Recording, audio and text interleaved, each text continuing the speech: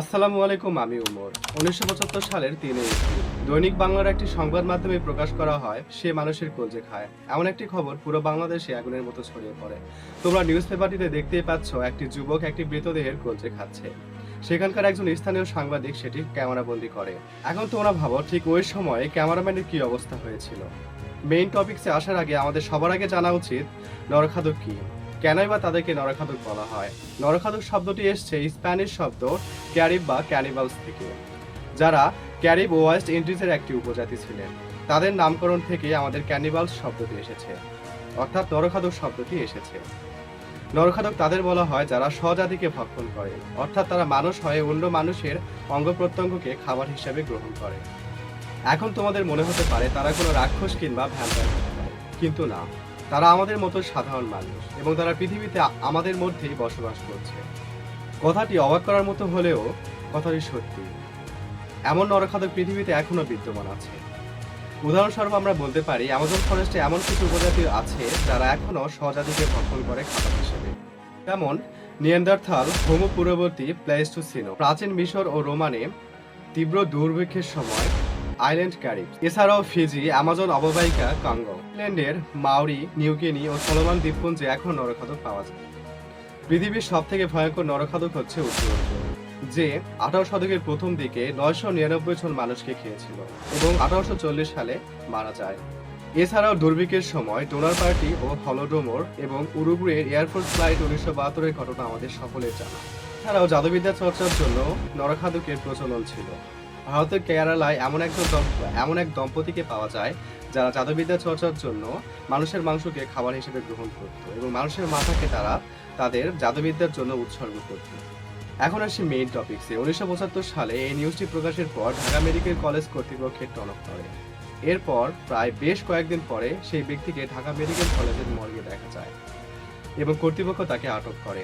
প্রাথমিক জিজ্ঞাসাবাদে জানা যায় তার নাম খলিলুল্লাহ এবং তাকে প্রায়শই ঢাকা মেডিকেল কলেজের মর্গে দেখা যেত। তখন তাকে জিজ্ঞেস করা হয় সে কি আসলে মানুষের মাংস খাবার হিসেবে গ্রহণ করে কিনা। উত্তরে সে জানায় হ্যাঁ, এবং তার নাকি মানুষের মাংস খেতে খুব ভালো লাগে, বিশেষ করে গরুর মাংস খেতে সে খুব ভালোবাসে। যখন তাকে পরীক্ষা করার জন্য একটি আস্ত কাঁচা মুরগি গিয়ে তাকে খেতে বলা হয়, তখন সে সবাইকে অবাক করে মুরগিটি সবার সামনেই খেয়ে ফেলে।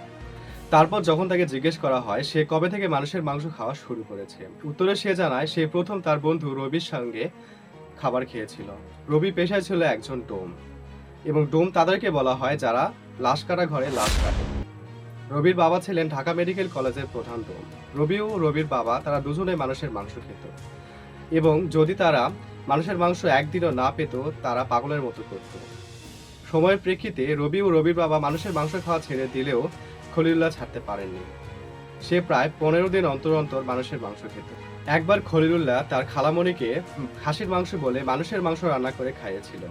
খলিলুল্লাহকে যখন তার পেশার কথা জিজ্ঞেস করা হয়, তখন সে উত্তরে জানায় সে তেমন কোনো কাজ করত না। সে কবর থেকে কাফনের কাপড় চুরি করতে এবং তা বাজারে বিক্রি করে তা দিয়ে স্বাভাবিক খাবার খেত।